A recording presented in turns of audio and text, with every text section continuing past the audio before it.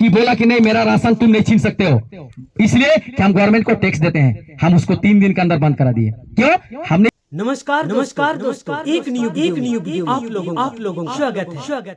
समाजसेवी जगरेवरा बहुत ही जबरदस्त भाषण दिए दोस्तों, तो आप लोग उनका भाषण को देखिए और सुनिए।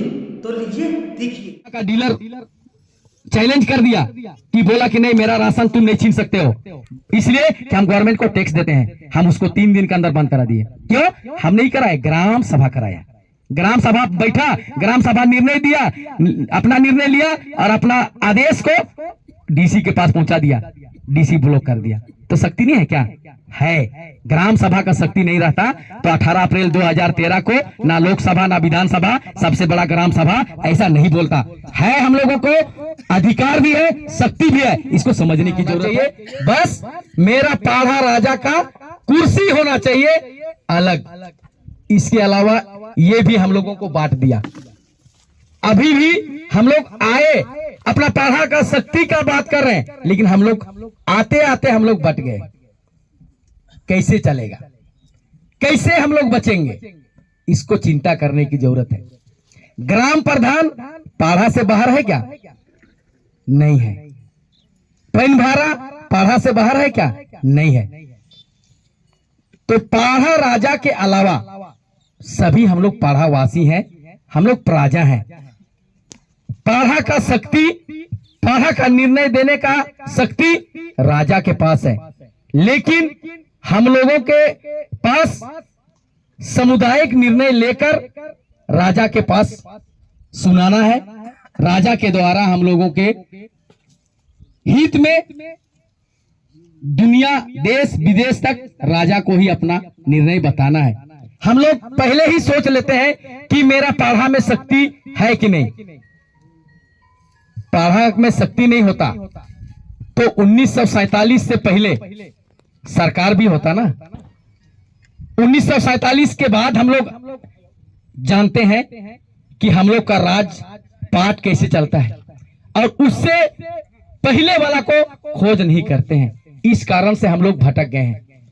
सभी आदिवासी इसी तरह, चाहे वो लीडर हो या समाज का अगुवा हो या समाज के प्रति उसके लिए सोच हो, सभी लोगों ने अगर ऐसा किए होते 1947 के बाद भी पाढ़ा व्यवस्था जीवित रहता। लेकिन आज हम लोगों ने ही उनको खो दिया, लेकिन अब हम लोगों को ही ढूंढने का काम करना है। बहुत अच्छा, हम लोगों ने आज सभी लोग मिलकर अपना पाढ़ा व्यवस्था, पुरखौती सिस्टम व्यवस्था को वापस लाने की एक चेष्टा प्रदान किए हैं। इसके लिए सभी को बहुत बहुत धन्यवाद। आज हम लोगों ने जब पाढ़ा का शुरुआत किया था तो लगता था कि हम लोग खाली अकेले हैं, केवल हम लोग बात कर रहे हैं, लेकिन इसका शक्ति को किसी के ऊपर लागू नहीं कर पा रहे हैं।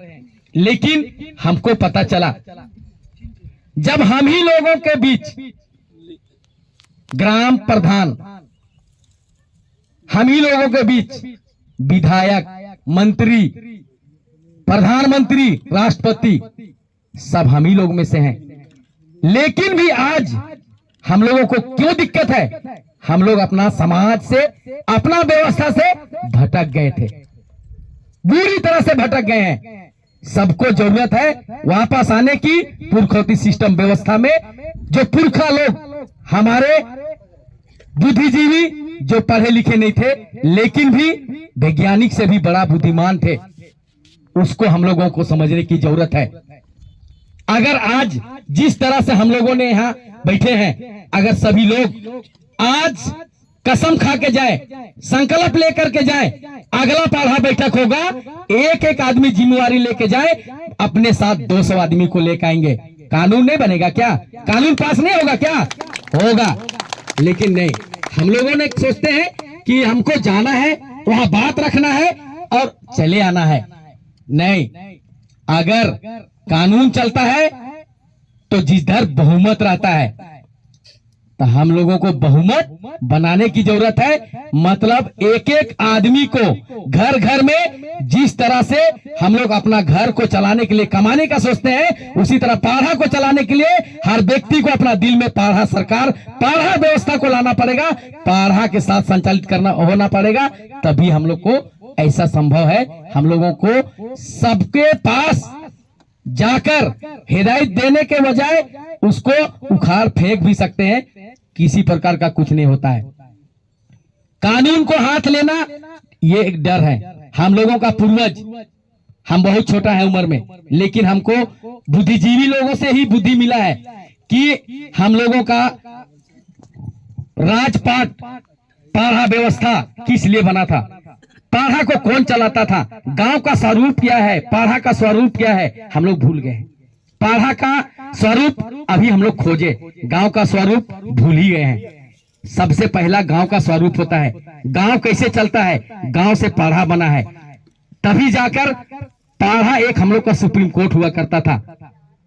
हम लोगों का नियम और कानून हमारे पाढ़ा राजा, पाढ़ा बाबा यही लोगों ने बनाते थे। कहां पर?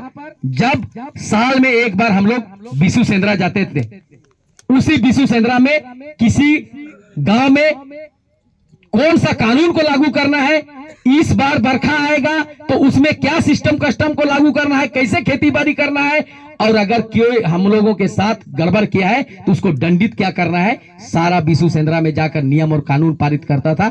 इसीलिए अभी भी हम लोग बिशु सेंद्रा में जाने के लिए एक एक घर से एक व्यक्ति को जाना अनिवार्य करते हैं। क्यों?